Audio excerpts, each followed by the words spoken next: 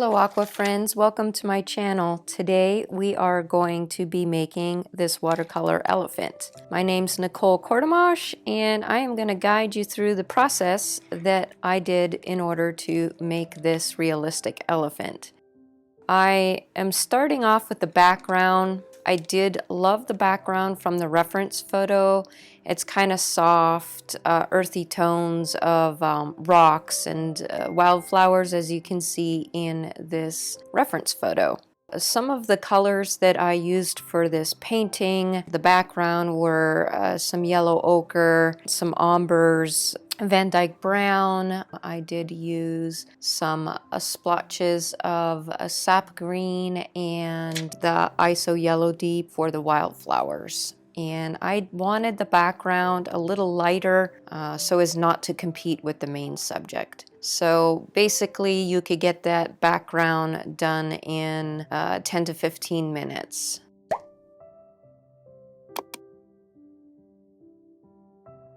Once you put in all your colors for the background, I just let that dry.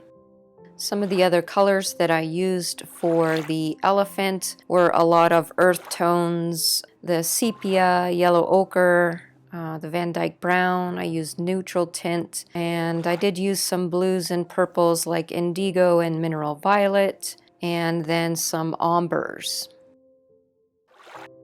Fun fact for you, ombre was made from dirt, a very rich brown pigment in the Italian soil that came from mountainous region in central Italy. It was known as terra d'ombra, which means earth of umbrea. The Latin word umbrea means shadow. So for the second step, I am dropping in some of these earthy tones for the elephant skin. So in order to do that, I'm working wet on wet, and I'm dropping in warmer browns as well as the grayish browns and the light ochre colors that I see.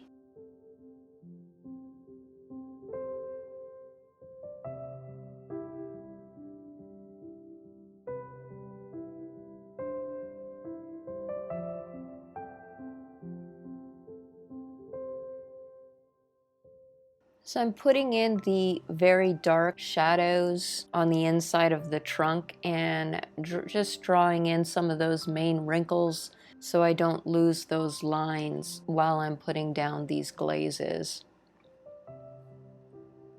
Kind of just making a road map for myself. Also putting in the dark area of the mouth. Little dry brushing texture on that trunk. And on his face. It was getting really hard to see the lines around his eyes, and I didn't want to lose that. So wherever you feel you need to retrace those lines, I'm just grabbing a brownish mixture and I mix it with my neutral tint to make a very neutral gray color to draw in those lines. So I know that the elephant needs to be darker, and there's some very beautiful purple hues to his skin, and I am dropping in those purples and blues and the warmer ochre colors because he needs to be much darker.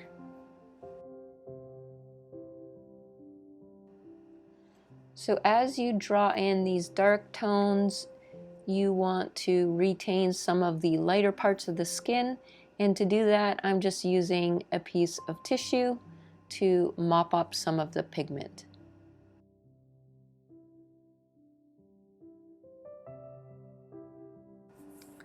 So I'm re-wetting the trunk area so that I could bring in darker colors. Coming in with some grays and getting that trunk darker.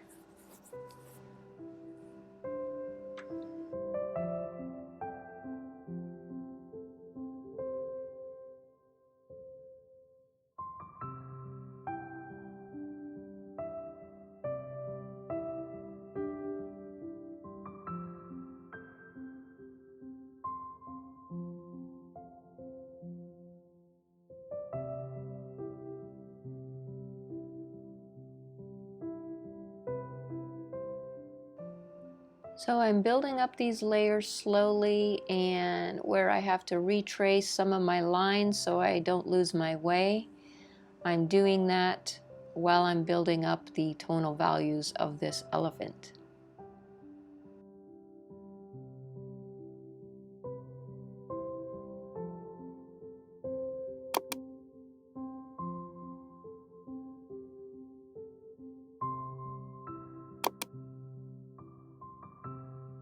Now he is popping up from that background, as you can see.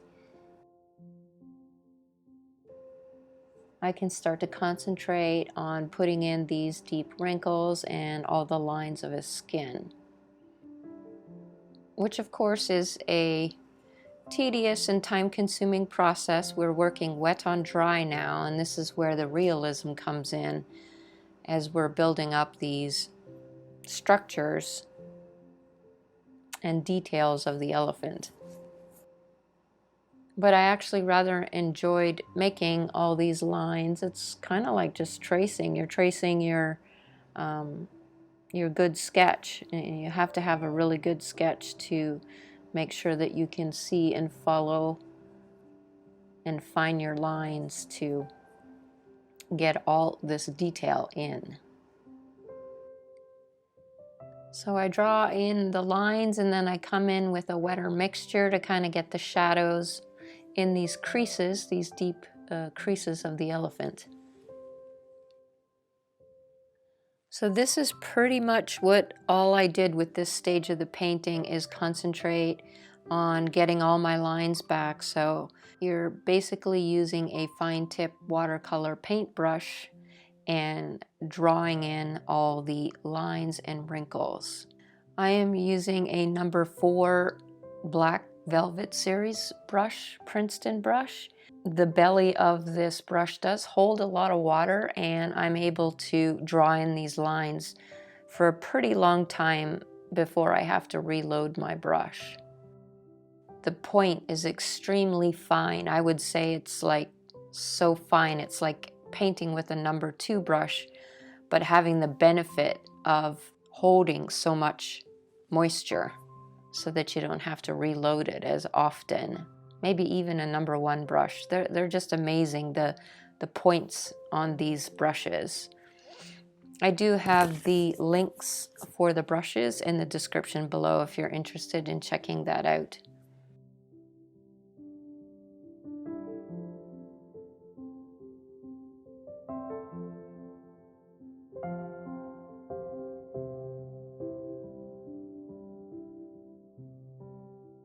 Cleaning up my edges there with a stiffer brush.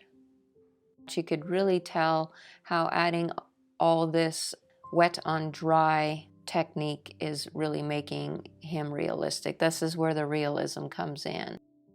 And all the textures that I did underneath with the different glazes and dry brushing as well.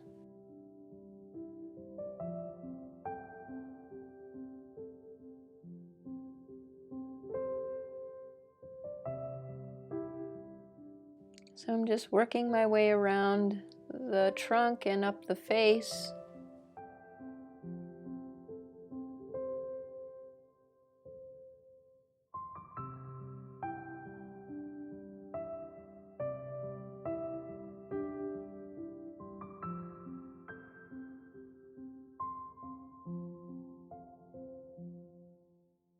Increasing the shadow where his mouth area is. If my brush strokes are too fine underneath that I can't follow anymore, I'm just constantly looking at the reference photo as well and just trying to get in those main wrinkles. Make sure your lines are curved and follows the shape of the elephant to make it more realistic looking. Lost a lot of my lines on the left-hand side of his face, so I am drawing those in now.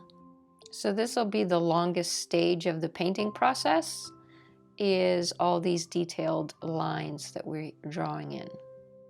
His eye is quite dark. I haven't done much with it, so I'm starting to add some of the darker colors around his eye.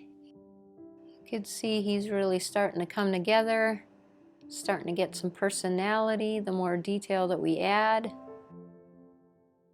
Once you do get all the lines in, you'll have to go over some of the lines that are darker and just keep looking at the reference photo to see where you have to add and adjust your tonal values. So that's what I'm doing here. I need his eye area and some of those wrinkles to be a lot deeper in color. So I'm making those adjustments now. This gives our subject a more three-dimensional look.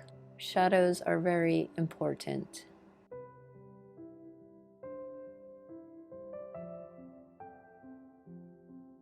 Another glaze.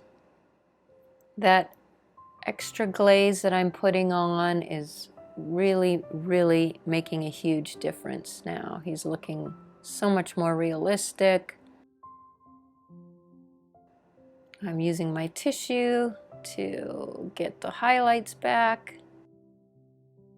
That back ear needs to be darker. Putting another glaze on that.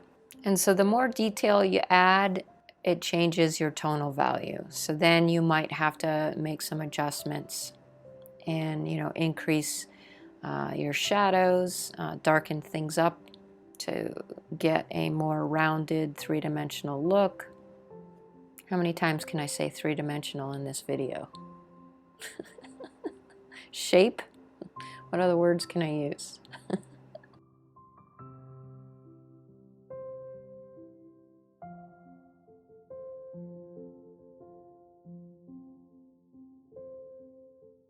That darker line I just added by his ear just makes that come forward so much more. These are the areas I'm going over, the lines that are a lot darker and deeper shadows. And it really makes a difference. Where Ariel kind of looked flat and uninteresting, just became a lot more realistic.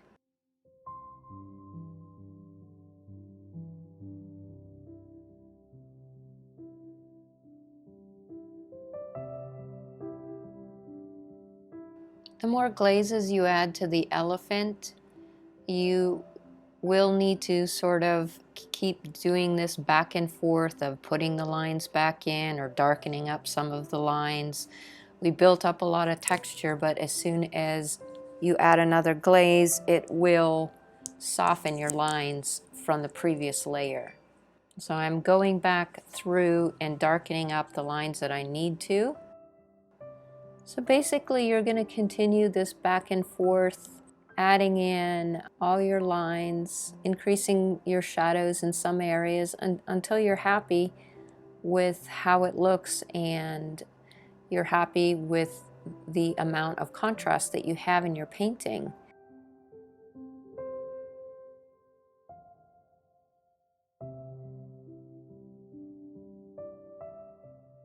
And here I'm calling it a day, signing my painting. Thank you so much for watching. I really appreciate your support and all your comments. I look forward to them, and I will see you next week.